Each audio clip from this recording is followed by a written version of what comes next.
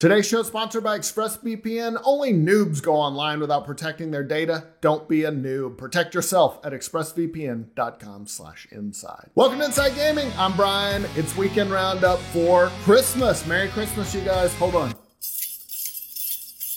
My kid made this in school. That's our special effects budget for Inside Gaming.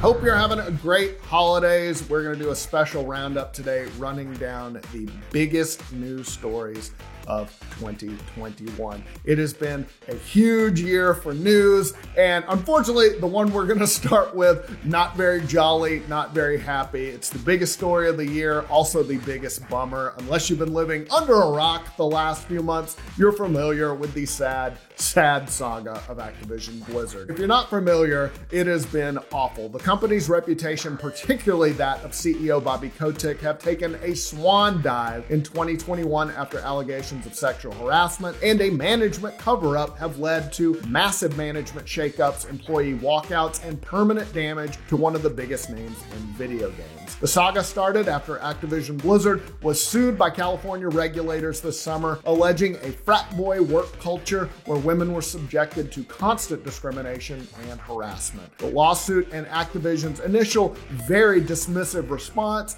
sparked a storm of controversy. Hundreds of employees walked out. The company is facing a federal complaint from the National Labor Relations Board, as well as an investigation by the Securities and Exchange Commission. And there's state investigations. There's all kinds of stuff going on. Then the scandal blew up even more after the Wall Street Journal published a bombshell report that showed Kotick knew about sexual harassment allegations years ago at the company, including a rape allegation at Sledgehammer Games, and basically tried to quietly settle them without telling his board what was going on. Kotick also intervened to limit disciplinary action against Treyarch co-head Dan Bunting after he was accused of sexual harassment. Bunting has since left Treyarch, reportedly after the Wall Street Journal started investigating the allegations. Oh, and there were those reports that Kotick himself was responsible for a healthy bit of workplace harassment, doing charming things like threatening to have one of his assistants killed. Merry Christmas, everybody. Anyway, Kotick is hung on for now, but his position is still very shaky. Meanwhile, at Blizzard, which was the epicenter of a lot of the harassment and has undergone huge management shakeups itself, one of the executives put in charge to fix things, Jen Oneal, she quit after just 3 months as co-head of Blizzard, saying that she felt, quote, tokenized, marginalized, and discriminated against. All of the major console makers, Microsoft, Sony, and Nintendo, blasted the situation at Activision, with Xbox boss Phil Spencer saying that he's deeply troubled by Activision and that they're evaluating all aspects of our relationship with the company. This is one of those stories that really highlights the darker side of the gaming industry and the bad behavior of people in power. Activision Blizzard has promised to clean things up, but from the scope of things, they definitely have a lot of work to do. On to some happier news. Valve made a big return to first-party games with the VR Half-Life Alyx in 2020, and then in 2021, it made an unexpected splash in the hardware market when it announced the handheld Steam Deck this year, promising to combine the handheld appeal of the Switch with a lot more horsepower under the hood and the unmatched library of Steam. Valve made the big announcement this summer of the handheld Steam Deck with an AMD Zen 2 CPU with 4 Zen 2 cores capable of 8 threads. Very nice for portable gaming. The handheld starts at $399, good price point, and most importantly, promises to play most, if not all, of the Steam library. The announcement and some positive early hands-on reviews set the internet on fire, with the Steam Deck looking like it would deliver a lot of the promise of the Switch, a handheld that could compete with consoles in the modern era. The response from fans was super positive. Frankly, it was overwhelming. It even caught Valve off guard. It was initially supposed to ship this month, but there's a reason you don't have a Steam Deck in your hand right now. Component shortages, of course.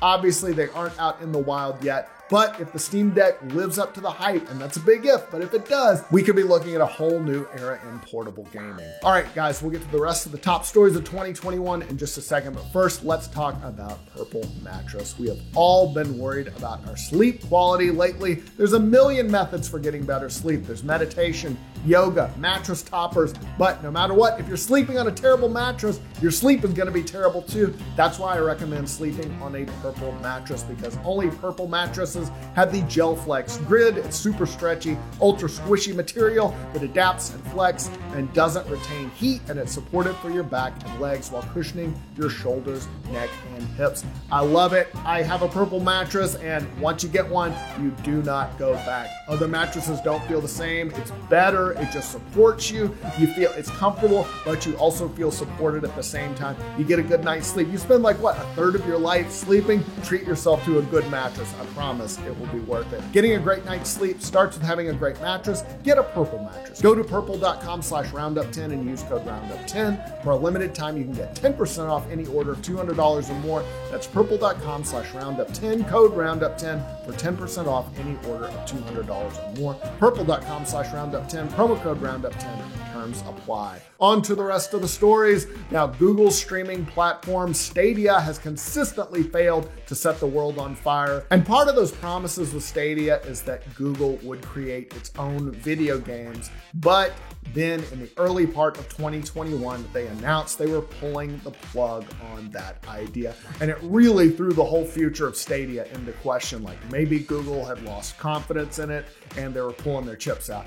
Google said earlier this year that they were shutting down their first-party studios, aka Stadia Games and Entertainment, after they had made nothing after less than 2 years. That also meant that the studio's lead, the industry veteran Jade Raymond, left as well. She would go on to start another shop, Haven Studios, which is backed by Sony. In announcing the closure, Stadia boss Phil Harrison said they were still committed to Stadia and building it into a long-term sustainable business, but it's always a little sketchy when they start talking like that. He said they would be focusing more on working with partners to use Stadia for their games. He added, "We're committed to the future of cloud gaming and will continue to do our part to drive this industry forward." An industry we've been in for about 3 seconds that we jumped into because we thought there was money to be made, and it turned out to be a lot more hard than we thought. So where does that leave Stadia at the end of 2021? It's been a few years now. What have they done? Well, they're pretty much still in the same spot. It's got more games now for sure, but it doesn't seem to have grabbed much market share from any of the other big players. Plus, now Microsoft's in the space with xCloud that does basically the same thing with more games. Stadia probably still runs games better than other streaming services, but at this point, it's safe to say that it's pretty much squandered any lead that it got from being first out of the gate.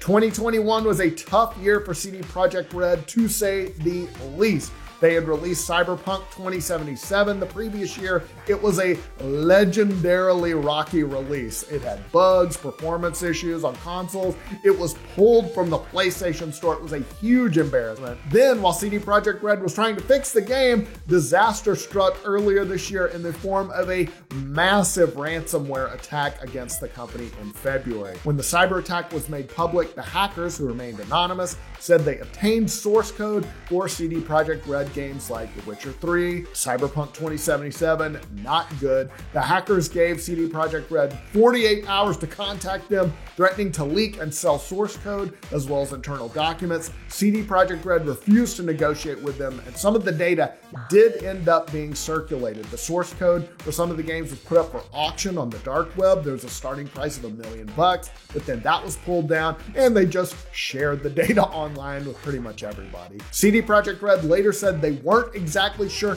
how much sensitive internal information was compromised, but they said it might have included current and former employee details. So that was a big disaster. So yeah, after the botched launch of Cyberpunk 2077, this year somehow got even worse for CD Projekt Red. So it's no secret that Halo Infinite had a very troubled development. Remember the very underwhelming gameplay reveal in 2020 that led to the game being delayed for a full year? Everybody goofed on Craig. People didn't think the gameplay looked very next gen, but Halo Infinite finally released in 2021, adding a much needed exclusive to the Xbox Series X's roster. Microsoft and 343 Industry first gave us a surprise launch this year of the multiplayer portion of the game. That was free, that was always nice. Yes, there were some issues with the battle pass and the progression, but 343 was responsive. They fixed a lot of that, and better yet, the game is fun, so that's good. Halo Infinite, the multiplayer, also had a lot of cheating issues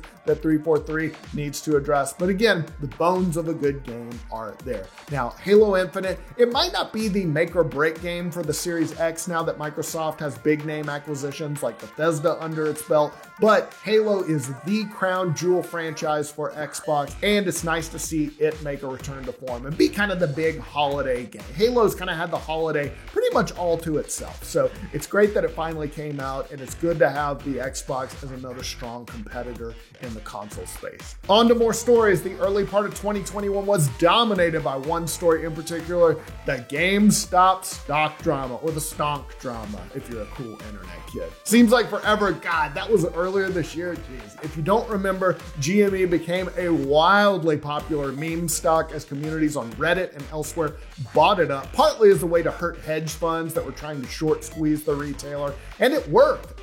A lot for a while at least. The stock started 2021 at about $18 a share. Boy, if you bought back then, you made a lot of money. By the end of January, it had spiked to over $347 a share at the end of one trading day. That prompted a ton of news coverage with finance writers. They're all wringing their heads about the darn internet kids messing up the stock market, taking it away from the professionals. It's kind of funny to see. The stock continued to fluctuate. It has ended the year still far ahead of what it was. It was near $200 a share, at least the last time I checked. So it's safe to say that a lot of those people are still hodling. Is that the way? That sounds like yodeling. Hodling? You guys get it. The gaming world was rocked in 2021 with the news that EA and FIFA might be breaking up. Those two old lovebirds. Yep, they have been in a partnership for almost 30 years, but it looks like money has come between them. So sad. EA and FIFA have had a long-standing licensing agreement where FIFA licenses its name to the video game maker, worth about $150 million per year. But the current 10-year agreement is scheduled to end in 2022 after the World Cup in Qatar, and FIFA for the next agreement wants way more money. Reportedly, it wants double what it was getting previously, to more than $1 billion for each 4-year World Cup cycle. But a lot of issues. The two sides can't agree on exactly what exclusive rights mean. FIFA apparently wants those exclusive name rights to just be used in a soccer game for the FIFA games, but the New York Times reported that EA wanted to explore other ventures within its FIFA video game ecosystems. They wanted highlights of actual games, arena video game tournaments, NFTs. Like, they wanted to expand that agreement and those rights that they had to do a lot more things. And FIFA was like, no, we just want you to be able to make a game called FIFA. A decision's still up in the air, but EA definitely looks like it's making plans for a life without FIFA. It's registered 2 trademarks in the EU and 1 in Britain for the phrase EA Sports FC. So they might be going it alone. They still have a deal with the players union so they can use all the players. So we will see. All right, so those are the biggest stories that we can find. We write a lot of these for 2021. Do we miss any? Let me know in the comments. Yell at me for missing something obvious. You know how it goes. I hope you guys are having a great holidays. You're spending time with your family, your loved ones, recharging a little bit. I hope you got what you wanted from Santa. We'll see you soon.